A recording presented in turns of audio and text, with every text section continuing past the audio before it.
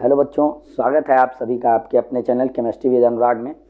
बच्चों, आज की क्लास बेसिक केमिस्ट्री के लिए है, जो सिलेबस वाइज तो 9th और 11th के बच्चों के लिए है, बट ये कोई भी स्टूडेंट सीख सकता है इस क्लास से, क्योंकि ये केमिस्ट्री का एक बैकबोन है। हम पढ़ने जा रहे हैं एटॉमिक स्ट्रक्चर।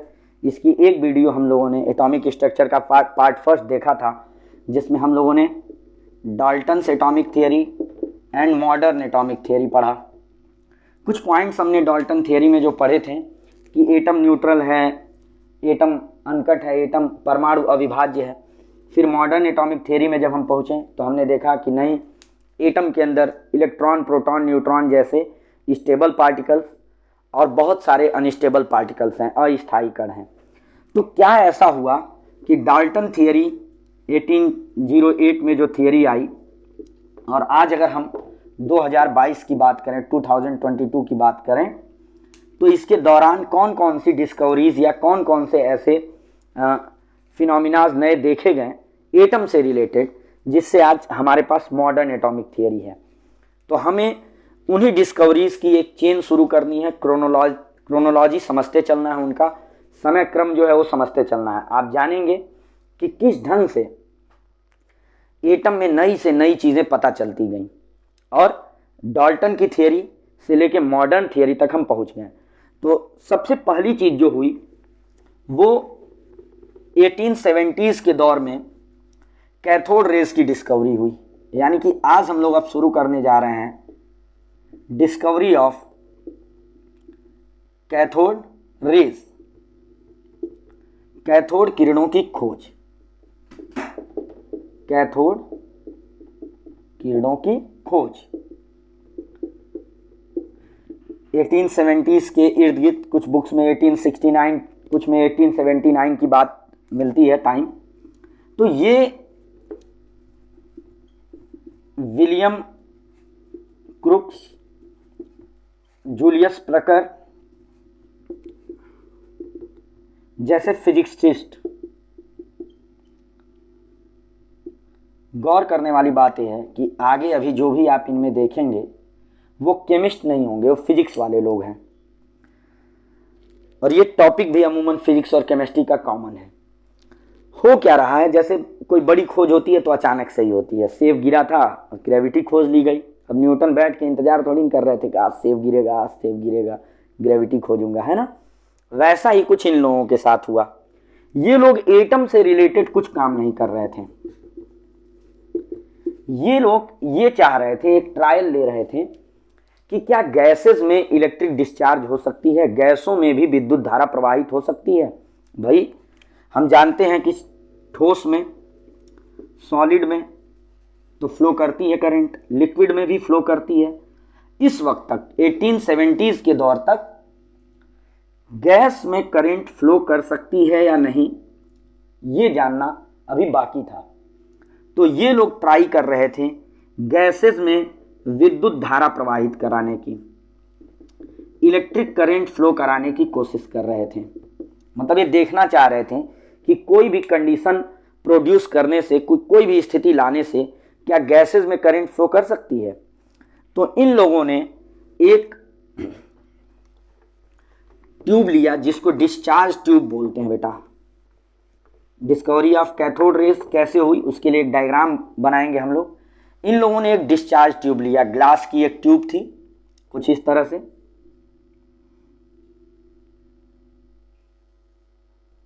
इसमें वैक्यूम क्रिएट किया और कोई नोबल गैस भर दी।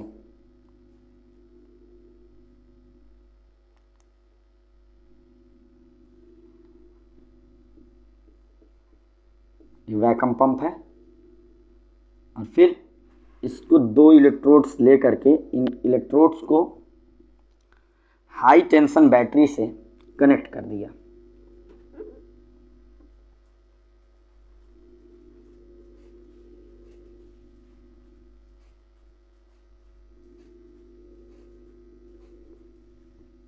हाई टेंशन बैटरी मीन्स यहाँ 10,000 वोल्ट का पोटेंशियल दिया। अब ये नेगेटिव से अटैच हो रहा है, तो आप जानते हो कि ये कैथोड हो गया। जो ऋण वाला हिस्सा होता है कैथोड हो जाता है, और ये जो पॉजिटिव हिस्सा है ये एनोड हो जाता है। कनेक्ट किया और यहाँ जो प्रेशर रखा बेटा वो बहुत कम रखा, 0.001 mmHg से लेके 0.0001 mmHg, बहुत कम प्रेशर। मतलब ये समझिए कि ये डिस्चार्ज ट्यूब के अंदर, ये है डिस्चार्ज ट्यूब, जिस डिस्चार्ज ट्यूब के अंदर बहुत ही कम प्रेशर और खूब ज़्यादा पोटेंशियल डिफरेंस इलेक्ट्रोड्स के बीच में प्रोड्यूस किया। किसने? विलियम क्रुक्स, जूलियस प्लकर वगैरह ने। और ये पाया कि जब ये पूरा सिस्टम तैयार किया गया, और ये एक गौर करने वाली बात है, ये जो एनोड है ये जिंक सल्फाइड, बेरियम प्लेटिनो साइनाइड,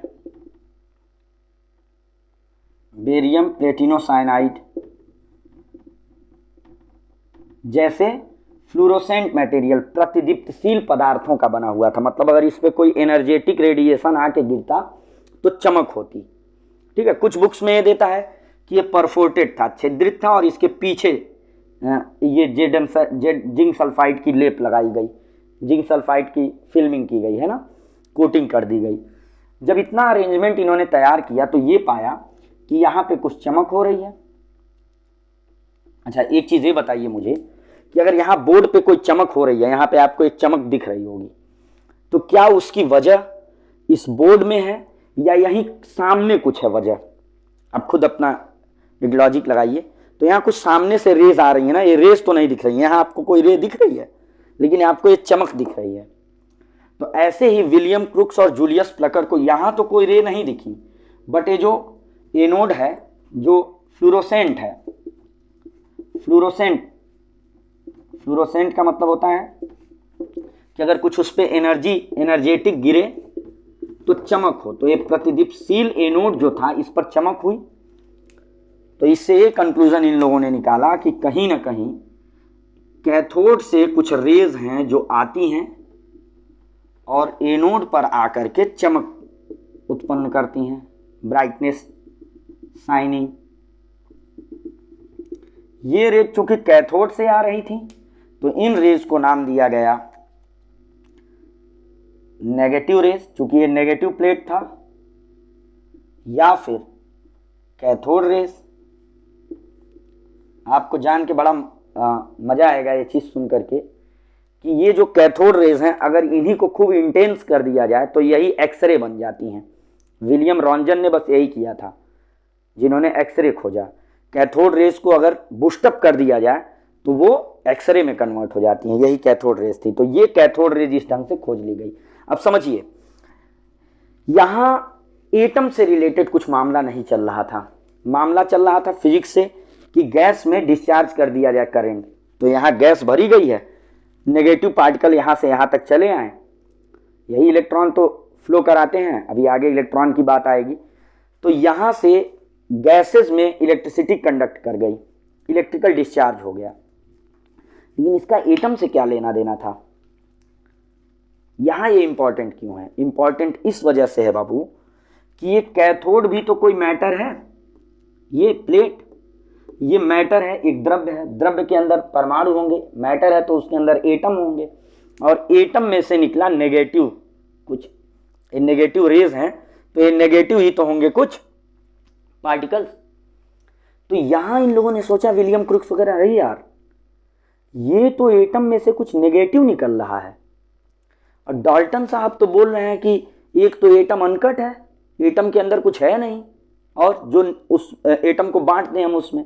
दूसरी बात, एटम न्यूट्रल, तो इसमें से नेगेटिव कहां से आ गया? तब जाके डाल्टन थियरी रिव्यू के लिए रखी गई। अब तक डाल्टन पे कोई उंगली नहीं उठाया। 1869 के बाद से मामला बदल गया। काम चल रहा था फिजिक्स पे, और केमिस्ट्री में एक चीज आ गई कि भैया एटम के अंदर भी कुछ है जो नेगेटिव है। और वो हुआ क्यों? कैथोड रेज की डिस्कवरी की वजह से। तो कैथोड रेज खोज ली गई। अब इनके बारे में पढ़ना था, कैथोड रेज की प्रॉपर्टी स्टडी करनी थी, गुणों का अध्ययन करना था। तो गुणों का अध्ययन किसने किया? आपने बखूबी से इनका नाम सुना होगा, जे थॉमसन, या टॉमसन भी बोलते हैं। 1897 में इन्होंने स्टडी किया कैथोड रेज के बारे में, कुछ पॉइंट सॉर्ट आउट किए। मैं इतना डायग्राम मिटा दे रहा हूं अपने राइटिंग वर्क के लिए, ये डिस्चार्ज ट्यूब बस छोड़े रखा हमने, ठीक है।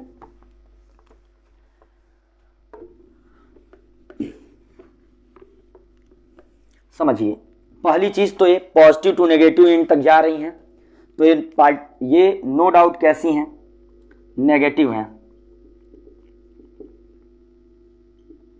दूसरी चीज इन्होंने क्या किया कि एक कार्डबोर्ड रखा बेटा इसके बीच में, इसके पाथ में, मतलब डिस्चार्ज ट्यूब में एक कार्डबोर्ड रख दिया। जब कार्डबोर्ड रखा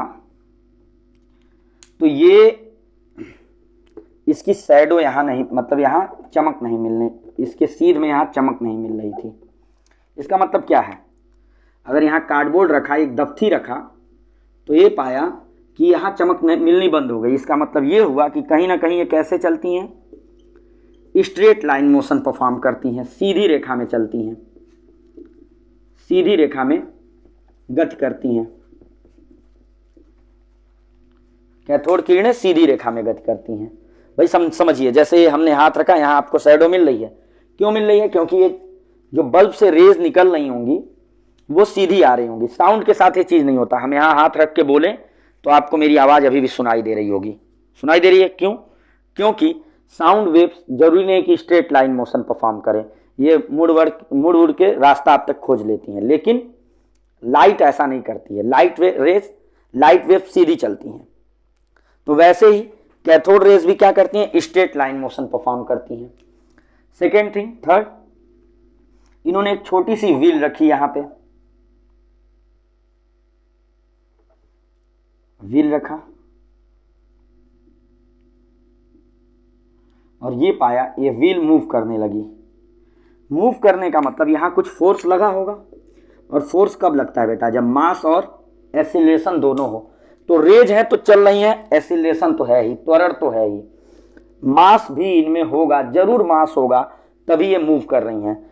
मतलब कैथोड रेज के अंदर कुछ मास वाली चीजें हैं। मास वाली चीजें मतलब पार्टिकल, मास है तो पार्टिकल हो गया, कण हो गया, मतलब इनके अंदर कहीं ना कहीं पार्टिकल्स भी हैं, कण भी हैं। यही कण, इन्हीं कणों को जे थॉमसन ने नाम दिया नेगेटिव पार्टिकल्स। गौर करेंगे, जे थॉमसन ने इनको नाम क्या दिया, ऋण कण नाम दिया। कैथोड किरणों के अंदर कौन पाया जाता है, ऋण कण पाया जाता है। दूसरी बात क्या थी, इनका नाम इलेक्ट्रॉन रखा किसने, जे स्टोनी ने। मतलब आपसे अगर कोई पूछे इलेक्ट्रॉन को किसने खोजा, इलेक्ट्रॉन को किसने खोजा, जे थॉमसन ने। भाई ये नेगेटिव पार्टिकल को तो खोज ही लिए ना, नाम बस दे रहे हैं जे स्टोनी। नाम देने वाले को आप डिस्कवरर नहीं बोल सकते हैं, खोजकर्ता नहीं बोल सकते हैं। अब भाई किसी घर में बच्चा पैदा हुआ, उसके पापा ही रहेंगे ना। अब पंडित जी आग नाम रख दिए तो उसके पापा नहीं हो जाएंगे, है ना। तो ये पंडित जी हैं बस, ये जे स्टोनी है ना। तो ये चीज़ है। अब बात ये आती है नेगेटिव पार्टिकल्स की बात हो गई। फोर्थ पॉइंट ये है कि अगर एक्सटर्नल फील्ड अप्लाई करें, जैसे मान लो यहाँ पे पॉजिटिव नेगेटिव फील्ड बाहर भी रख देते हैं, तो ये डेविएट हो जाएंगी, ये पॉजिटिव की तरफ अट्रैक्ट हो जाएंगी। और क्या है, इनमें आयनाइजिंग कैपेसिटी भी होती है। कैथोड रेज अगर किसी मैटर से हो, मटेरियल, जैसे यहाँ पे जो गैसेज रही होंगी, जिस भी गैस को लिया होगा वो आयनाइज हो जाएंगी, है ना, उनसे टकराएंगी और उनको आयनाइज करेंगे, मतलब उनको पॉजिटिव या नेगेटिव में कन्वर्ट करेंगी, ठीक है। फिर क्या है, इनकी वेलोसिटी बहुत ज़्यादा होती है, तो ये और फ्लोरोसेंस क्रिएट करती हैं। यहाँ पे गिरी हैं, फ्लोरोसेंस क्रिएट की हैं, चमक दे ही रही हैं। तो ये इतनी कहानी थी कैथोड रेज की प्रॉपर्टी के बारे में। अब जे थॉमसन ने इनकी प्रॉपर्टीज को डिस्कस किया, तो ये इलेक्ट्रॉन को खोज लाए वहां से। इलेक्ट्रॉन इसलिए नाम दिया था जे स्टोनी ने इसको। आप खुद सोचिए कि इसको इलेक्ट्रॉन क्यों कहा गया होगा। इलेक्ट्रॉन कहने के पीछे वजह यह थी कि कहीं ना कहीं इलेक्ट्रिसिटी फ्लो करने के पीछे, आप जानते हो इलेक्ट्रिसिटी फ्लो करती है तो उसके पीछे जिम्मेदार कौन होता है, एक पार्टिकल होता है, नेगेटिव पार्टिकल। तो इलेक्ट्रिसिटी फ्लो कराने के पीछे जो नेगेटिव पार्टिकल्स जिम्मेदार हैं वो इलेक्ट्रॉन, इलेक्ट्रिसिटी से आ रहा है इलेक्ट्रॉन, ठीक है। ऐसे ही प्रोटॉन की भी नेमिंग आएगी। तो इलेक्ट्रॉन के बारे में कुछ और बातें हम लोग करते हैं। एक और चीज समझने वाली बात यह है कि कैथोड रेज के जो पार्टिकल्स हैं वो फिक्स्ड हैं, हमेशा इलेक्ट्रॉन ही होंगे। एनोड रेज में ऐसा मसला नहीं है, एनोड रेज के पार्टिकल्स हमेशा प्रोटॉन होंगे ये जरूरी नहीं है। अभी आगे हम लोग ये चीज़ डिस्कस करेंगे। एनोड रेज में पार्टिकल्स बदलते रहते हैं, वो इस बात पे डिपेंड करते हैं कि डिस्चार्ज ट्यूब में कौन सी गैस दी गई है, उसी के करस्पॉन्डिंग पॉजिटिव आयन आते हैं, वही पॉजिटिव आयन एनोड रेज बनाते हैं। तो समझने वाली ये बात है। इलेक्ट्रॉन की हम लोग बात करते हैं। इलेक्ट्रॉन क्या है, इसका सिंबल -1 E0, जो नंबर है नीचे ये चार्ज बताता है, यानी कि यहाँ चार्ज कितना हो गया, आवेश कितना हो गया, आवेश हो गया -1 यूनिट, -1 यूनिट या ऋण 1 इकाई, जो कितने के इक्वल होता है, -1.6 इंटू 10⁻⁻19 कूलाम। इसको बोलते हैं बेटा मूल आवेश, इसको बोलते हैं मूल आवेश या फंडामेंटल चार्ज।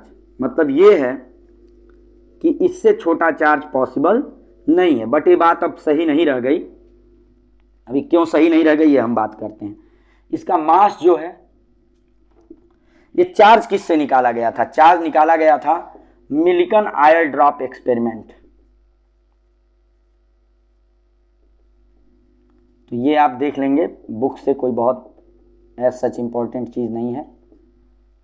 मास कितना है इसका, द्रव्यमान कितना है, 0.0005486 AMU, एटॉमिक मास यूनिट। आपको एक AMU की वैल्यू बताई गई है, उससे मल्टीप्लाई करिए, ये आपको मिला 9.1 इंटू 10⁻⁻31 kg।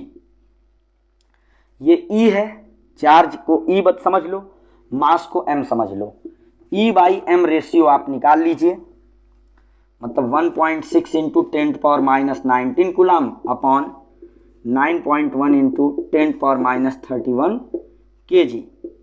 जो भी वैल्यू आएगी ये फिक्स्ड है, एकदम कांस्टेंट है। ठीक है, इसको डिवाइड करिए, 10⁻11 के रेशियो में आएगी, 1.7 इंटू 10⁻11, तो ये फिक्स्ड है। तो कैथोड रेज के पार्टिकल्स के लिए E/M वैल्यू फिक्स है। क्यों फिक्स है, क्योंकि पार्टिकल ही फिक्स हैं। कैथोड रेज में हमेशा इलेक्ट्रॉन होंगे, ये नहीं कि किसी में, जैसे अभी एनोड रेज की हमने बात की, एनोड रेज में अगर गैस आपने हाइड्रोजन ले रखा है तो प्रोटॉन मिलेंगे, हीलियम ले रखा है तो अल्फा पार्टिकल्स मिलके एनोड रेज देंगे। आपने अगर उसमें सोडियम वेपर ले रखा है तो सोडियम आयन एनोड रेज बना रहे होंगे। लेकिन यहाँ हमेशा कैथोड रेज के पार्टिकल्स इलेक्ट्रॉन ही हैं, और अगर इलेक्ट्रॉन है तो उनका E/M वैल्यू फिक्स आना है, क्योंकि इलेक्ट्रॉन का E भी फिक्स है और M भी फिक्स है, तो एक कांस्टेंट वैल्यू है एक E/M वैल्यू। ठीक है, अब बात हम ये जो बात कर रहे थे फंडामेंटल चार्ज की, फंडामेंटल चार्ज, इससे भी छोटे चार्ज दो पॉसिबल हैं। इसका अगर 2/3 की बात करते हैं, मतलब 2/3 इंटू 1-1.6 इंटू 10⁻⁻19 कूलम, तो ऐसे पार्टिकल्स को अप क्वार्क का नाम दिया जाता है, और जिनका चार्ज इलेक्ट्रॉन के चार्ज से 1/3 है, इनको नाम दिया जाता है डाउन क्वार्क। डाउन क्वार्क मतलब ये एक नई बात आप समझिए कि कुछ दिनों तक ये माना गया कि इलेक्ट्रॉन से छोटा चार्ज पॉसिबल नहीं है, बट अब पॉसिबल है। अप क्वार्क का चार्ज इलेक्ट्रॉन के 2/3 के इक्वल होता है, डाउन क्वार्क का चार्ज इलेक्ट्रॉन के 1/3 के इक्वल होता है। तो ये कहानी थी इलेक्ट्रॉन के बारे में। अब बात हम लोग लगे हाथ कर लेते हैं एनोड रेज की डिस्कवरी की। आपने देखा कि जूलियस प्लकर और विलियम क्रूक्स जो है फिजिक्स से रिलेटेड एक एक्सपेरिमेंट कर रहे थे, और अचानक से डाल्टन थियरी की एक डिमेरिट पता चल गई कि नहीं, एटम न्यूट्रल नहीं है, इसमें कुछ नेगेटिव पड़ा हुआ है, या एटम अनकट नहीं है, इसके अंदर भी कुछ चीजें हैं। तो यहीं से गोल्डस्टीन ने 1886 में एक बात ये सोची कि यार डाल्टन जो है इतने गलत नहीं हो सकते। अगर वो कह रहे हैं कि न्यूट्रल है तो हो सकता है एटम न्यूट्रल हो, हम ही लोग गलत जा रहे हो। अगर हमने एटम में कुछ नेगेटिव खोज लिया है तो हो सकता है एटम में कुछ पॉजिटिव भी हो जो हम अभी नहीं खोज पाए हैं, लेकिन हो सकता है डाल्टन सही हो, तो वो नेगेटिव और पॉजिटिव मिलके एटम को न्यूट्रल बना रहे हो। तो डाल्टन गोल्डस्टीन एक अलग सा विश्वास रखते थे डाल्टन में, है ना। तो वो फिर पॉजिटिव के खोज में निकल पड़े, निकल के कहीं और नहीं गए, वही डिस्चार्ज ट्यूब ली, सारा अरेंजमेंट वैसा ही किया, बस एक छोटा सा डिफरेंस किया और खोजने लगे अपने पॉजिटिव चार्जेस को। तो ये कुछ ऐसे।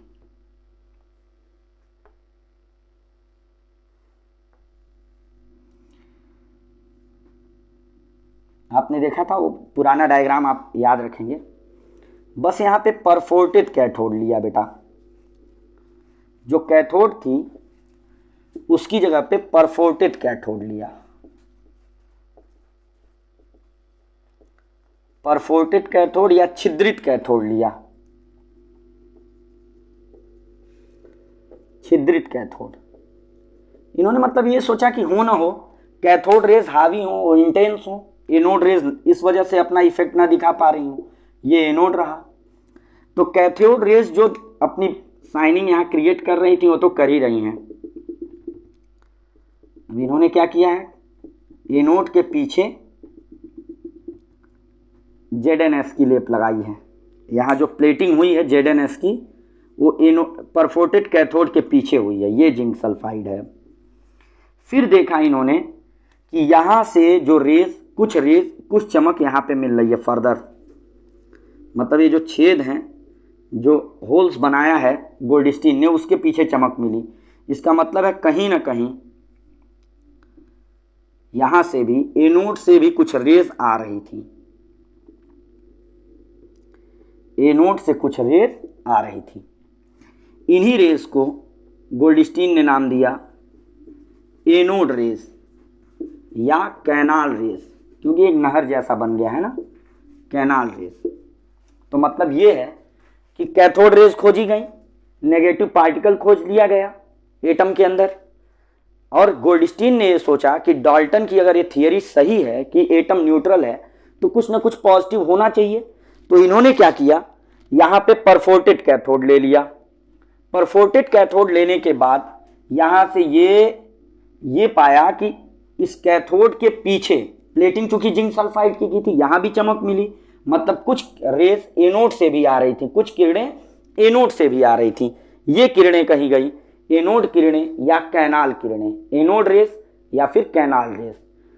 तो ये एक बात यहाँ समझ लेनी है कि हम लोगों ने बात की थी कि कैथोड के पार्टिकल्स, कैथोड रेज के जो पार्टिकल हैं, कैथोड रेज के जो कण हैं वो इलेक्ट्रॉन हैं और हमेशा हैं, ऑलवेज इलेक्ट्रॉन। तो इनका E या Q समझ सकते हो, और M, E भी फिक्स है और M भी फिक्स है, इसलिए इनके लिए E/M वैल्यू भी फिक्स हो गई। ठीक है। और ऐसा हुआ क्यों, जब पोटेंशियल डिफरेंस लगा तो जो एटम गैस के भरे गए थे ट्यूब में, उनमें से इलेक्ट्रॉन निकला। जितने इलेक्ट्रॉन निकले, अब जैसे यही कमरा हो, मान लो एक तरफ पॉजिटिव है एक तरफ नेगेटिव है, यहाँ कोई ना कोई गैसियस एटम्स हैं, खूब पोटेंशियल डिफरेंस लग जाएगा तो आयनाइजेशन पोटेंशियल आप आगे पढ़ोगे, उसकी वजह से इलेक्ट्रॉन निकलेंगे। वो जितने इलेक्ट्रॉन निकले, अब इलेक्ट्रॉन यहाँ सस्पेंड कर दो, ऐसे बीच हवा में रखो, तो वो तो पॉजिटिव की तरफ भागेंगे नहीं, वो भागेंगे कि नहीं, अगर भाग रहे हैं तो वही कैथोड रेज बन गया। लेकिन जो गैस में से इलेक्ट्रॉन निकला, मान लो हाइड्रोजन गैस यहाँ भरी गई रही होगी तो हाइड्रोजन आयन मिलेगा, हीलियम गैस रही होगी तो हीलियम आयन मिलेगा, यहाँ मरकरी का वेपर होगा तो मरकरी आयन मिलेगा, यहाँ मिलेगा कि नहीं मिलेगा। और वो जो पॉजिटिव आयन मिल रहे हैं वो आयन फिर एक स्ट्रेट लाइन में जब मूव करने लगते हैं तो वो एनोड रेस हो जाती हैं। तो कैथोड रेस के पार्टिकल फिक्स हैं कि हमेशा इलेक्ट्रॉन है, लेकिन एनोड रेस का मसला क्या है, एनोड किरणों में जो कण हैं, जो पार्टिकल्स हैं, वो जरूरी नहीं है कि प्रोटॉन ही हो। ये प्रोटॉन केवल कब होंगे, जब आपने डिस्चार्ज ट्यूब में हाइड्रोजन लिया, ये अल्फा पार्टिकल हो जाते हैं। अगर आपने यहाँ हीलियम ले लिया, Na पार्टिकल्स मिल जाएंगे। Na आयन, अगर आपने यहाँ Na वेपर ले रखा है, सोडियम वेपर ले रखा है, मतलब कहने का ये है कि इसके कण जो हैं ये निर्भर करते हैं, ये डिपेंड करते हैं विसर्जन नलिका में लिए गए गैस के नेचर पर, गैस के नेचर पर डिपेंड करते हैं, गैस की प्रकृति पर निर्भर करते हैं। ये बात जरूर याद रखेंगे आप, बहुत इंपॉर्टेंट बात है बेटा। यहां से अभी एक बात क्लियर होगी, एक कंफ्यूजन दूर होगा। एनोड रेस के पार्टिकल्स फिक्स नहीं है, ये डिपेंड करते हैं गैस के नेचर पे। जैसा गैस लेंगे वैसा पॉजिटिव आयन मिलेगा, जैसा पॉजिटिव आयन मिलेगा वैसे पार्टिकल्स होंगे एनोड रेस के। अब हम, और यही वजह है इनका E और M बदलता रहेगा, तो इनका E/M रेशियो भी क्या होता रहता है, इसी वजह से चेंज होता रहता है, वेरिएबल है, फिक्स नहीं है। ये चीज नोट करिए। इसके बाद क्या बात आई कि कहीं कहीं आप देखते होंगे कुछ बुक्स में या कुछ एग्जाम्स में प्रोटॉन की डिस्कवरी को लेके बड़ा बवाल रहता है, क्योंकि एनसीईआरटी लिख दी है कि प्रोटॉन का डिस्कवरी गोल्डस्टीन ने किया। बेटा गोल्डस्टीन ने एनोड रेस को स्टडी किया, बट ये नहीं बताया कि ये H2 हीलियम सोडियम वेपर कुछ भी ले रहे हैं तो प्रोटॉन मिल रहा है। उन्होंने प्रोटॉन जैसी कोई बात की ही नहीं, बस उन्होंने पॉजिटिव पार्टिकल्स का नाम लिया कि एनोड है उसके अंदर पॉजिटिव पार्टिकल्स रहेंगे। और कह भी कैसे सकते थे, क्योंकि अलग अलग गैसेज में, अब मान लो हीलियम लिए हो तो एनोड रेस के अंदर प्रोटॉन थोड़ी ना रहेंगे, तब तो अल्फा पार्टिकल्स दिख रहे हैं। सोडियम वेपर लिया तो सोडियम आयन दिख रहा है। हम कैसे कह सकते हैं कि हमेशा प्रोटॉन ही होगा, तो गोल्डस्टीन भी नहीं बोल सके ये चीज। बट चूंकि एनोड रेस खोजा था, जैसे कैथोड रेस में इलेक्ट्रॉन है, तो जिस कैथोड रेस के स्टडी थॉमसन ने किया तो इलेक्ट्रॉन के डिस्कवरर बोल दिया भाई थॉमसन है। ऐसे ही एनोड रेस को खोजा गोल्डस्टीन ने, इसकी प्रॉपर्टी को पढ़ा गोल्डस्टीन ने, तो ये मान लिया कि एनोड रेस के पार्टिकल्स प्रोटॉन है, पॉजिटिव पार्टिकल प्रोटॉन है, तो प्रोटॉन को भी गोल्डस्टीन ने खोजा। लेकिन मसला ये नहीं था, मसला ये है कि एग्जैक्टली प्रोटॉन कब खोजा गया। 1919 में, इससे पहले 1913 में आप पढ़ेंगे रदरफोर्ड मॉडल 1912 में आया, और वो न्यूक्लियस की बात करेंगे कि एटम में दो पार्ट है, सेंटर में न्यूक्लियस है और उसके किनारे सर्कुलर सेल्स हैं, उसमें इलेक्ट्रॉन रहते हैं, और न्यूक्लियस जो है वो पॉजिटिव है, उसमें पॉजिटिव पार्ट हैं। एटम का सारा पॉजिटिव पार्ट न्यूक्लियस में है। तो ये पॉजिटिव पार्ट है क्या, ये डिस्कस करने के लिए रदरफोर्ड ने क्या किया, नाइट्रोजन गैस के एटमॉस्फेयर में, जैसे नाइट्रोजन गैस का एटमॉस्फेयर लिया, उसमें अल्फा पार्टिकल को बम्बार्ड कराया। मतलब ये नाइट्रोजन 7 और 14 अल्फा पार्टिकल बम्बार्ड करा रहे हैं 2 अल्फा 4, क्योंकि इससे पहले भी एक बार इन्होंने 1912 में गोल्ड फॉयल पे अल्फा पार्टिकल बम्बार्ड करा के न्यूक्लियस खोजा था। किसने, रदरफोर्ड ने। तो ये चेंज हो गया ऑक्सीजन के आइसोटोप 8O17 में। बचा क्या, 14 + 4 1, 7 + 2 1। ये हाइड्रोजन एटम होता है या ये 1p1 होता है। 1H1 को आप नाम देते हो प्रोटियम। प्रोटियम के जैसा दिखने वाला पार्टिकल कहा गया प्रोटॉन। तो नाम भी प्रोटॉन रदरफोर्ड ने ही दिया, और पहली बार ये बताया भी कि ये कहां से आ रहा है। तो ये मसला है बेटा कि अगर आपसे प्रोटॉन के डिस्कवरर की बात करें, प्रोटॉन किसने खोजा, तो रदरफोर्ड ही होना चाहिए एक लॉजिकल आंसर के साथ। और अगर हम एनसीईआरटी की मानेंगे तो गोल्डस्टीन हो जाएंगे। और वो क्यों, क्योंकि भैया उन्होंने एनोड खोजा था। तो एनोड खोजने का मतलब ये हुआ कि आपने प्रोटॉन नहीं खोज लिया, क्योंकि एनोड के अंदर जरूरी नहीं कि प्रोटॉन हो। कैथोड खोज लिया और कैथोड को आपने पढ़ लिया तो आपने इलेक्ट्रॉन भी खोज लिया। लेकिन अगर आपने एनोड खोज लिया तो जरूरी नहीं कि आपने प्रोटॉन खोज लिया, क्योंकि एनोड के पार्टिकल्स तो चेंज हो रहे हैं, कैथोड के पार्टिकल चेंज नहीं हो रहे हैं, इलेक्ट्रॉन ही है। तो कैथोड के पार्टिकल्स यानी कि इलेक्ट्रॉन के डिस्कवरर थॉमसन, एनोड के डिस्कवरर गोल्डस्टीन, बट एनोड के पार्टिकल्स वेरी कर रहे हैं। अब उन वेरी करने में एक बार प्रोटॉन भी मिल सकता है। कब मिलेगा, जब हाइड्रोजन गैस लेंगे हम डिस्चार्ज ट्यूब में, तो H+ भाई हाइड्रोजन गैस अगर हम लें, हाइड्रोजन एटम 1H1 होता है, तो इसमें एक प्रोटॉन होता है और यहाँ बाहर सेल में एक इलेक्ट्रॉन होता है। अगर हाइड्रोजन गैस लेंगे, एक इलेक्ट्रॉन निकल जाएगा तो ये बचेगा क्या, केवल 1 प्रोटॉन। यही प्रोटॉन खोजा रदरफोर्ड ने इस रिएक्शन के जरिए। तो इस तरह से ये पूरा मसला क्लियर है कि 1870s के आसपास कैथोड रेस खोजी गई। कुछ बुक्स में 69 देता है, कुछ में 79, तो 1870 ले लीजिए। 1886 में गोल्डस्टीन ने एनोड रेस खोजा। 1897 में थॉमसन ने, जे थॉमसन ने इलेक्ट्रॉन को खोजा। देखिए एक गैप आ रहा है कि नहीं, कैथोड रेस खोजने और इलेक्ट्रॉन खोजने में एक गैप है, इनकी जब स्टडी की गई, ठीक। और फिर 1919 में रदरफोर्ड ने प्रोटॉन को खोजा था। तो प्रोटॉन के बारे में अभी आगे हम लोग चीजें पढ़ेंगे। प्रोटॉन का मास और चार्ज क्या है, यहां E/m वैल्यू इलेक्ट्रॉन के लिए फिक्स है, कैथोड रेस के पार्टिकल के लिए जो कि इलेक्ट्रॉन्स हैं। प्रोटॉन के लिए भी फिक्स होगा, लेकिन अगर कोई ये पूछे कि एनोड रेस के पार्टिकल्स के लिए E/m क्या है, तो वेरिएबल है, क्योंकि वहां पार्टिकल्स ही फिक्स नहीं है, ठीक है। ये क्रोनोलॉजी आप समझते चलेंगे, स्क्रीनशॉट रखिए इसका आप लोग। अब बात करते हैं हम लोग, ये प्रोटॉन की बात कर लेते हैं। प्रोटॉन मतलब प्रोटस, प्रोटस मीन्स फर्स्ट, प्रोटियम से आया है, हाइड्रोजन एटम से के सिमिलर है। 1p1, यहाँ चार्ज क्या हो गया, +1 यूनिट, यानी कि +1.6 इंटू 10⁻⁻19 यूनिट, 19 कूलम। अब मास क्या है, एग्जैक्टली 1 AMU नहीं होता है, 1.007 AMU।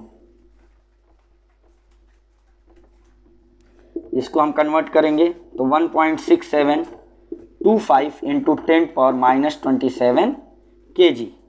तो E/m वैल्यू प्रोटॉन के लिए 1.6 into 10⁻⁻19 coulomb upon 1.6725 into 10⁻⁻27 kg। इसको आप कैलकुलेट कर लेंगे। एनोड रेस के लिए अगर E/m पूछता है तो एनोड रेस के लिए E/m वैल्यू क्या होगी। एनोड रेस के लिए पार्टिकल वेरी कर जा रहे हैं, तो आप कुछ भी फिक्स आंसर नहीं दे सकते। हाँ, ये जरूर कर सकते हैं कि हाईएस्ट कब होगी। एनोड रेस के लिए E/m का मतलब क्या, E/m की वैल्यू E ज्यादा रहने पे बढ़ जाएगी, M ज्यादा रहने पे क्या हो जाएगी, घट जाएगी, डिक्रीज करेगी, क्योंकि ये डिनोमिनेटर में है। M जितना छोटा होगा, M की वैल्यू जितनी कम होगी, E/m की वैल्यू उतनी ज्यादा होगी। अब आप बताओ सबसे हल्की गैस कौन है, हाइड्रोजन गैस है, H2 गैस है। तो जब डिस्चार्ज ट्यूब में H2 गैस भरा जाता है तो एनोड रेस के लिए E/m वैल्यू हाईएस्ट मिलती है। ये बात हो गई। तो आज हम लोगों ने इलेक्ट्रॉन और प्रोटॉन के बारे में, कैथोड रेस और एनोड रेस के बारे में पढ़ लिया। अब हम लोग आगे मॉडल्स देखेंगे, थॉमसन मॉडल, जब भी हम एटॉमिक स्ट्रक्चर पढ़ेंगे, है ना। तो आप लोग एटॉमिक स्ट्रक्चर की सीरीज से जुड़े रहिए। हम बड़ा मज़ा आने वाला है बेटा, क्योंकि ये चैप्टर एक तो हमारे लिए बड़ा यूज़फुल है और बड़ा इंटरेस्टिंग भी है। नई नई चीज़ें खूब हमको इसमें जानने को मिलती हैं, और इससे जब आप एक सीक्वेंस में पढ़ेंगे तो आपकी चीज़ें एक एक लेयर के बाद दूसरी लेयर खुलती जाएंगी और आप जुड़ते जाएंगे केमिस्ट्री से। तो बने रहिए हमारे साथ। वीडियोज़ अच्छे लग रहे हो तो अपने दोस्तों के साथ भी शेयर करिए। Thank you, all the best बच्चों।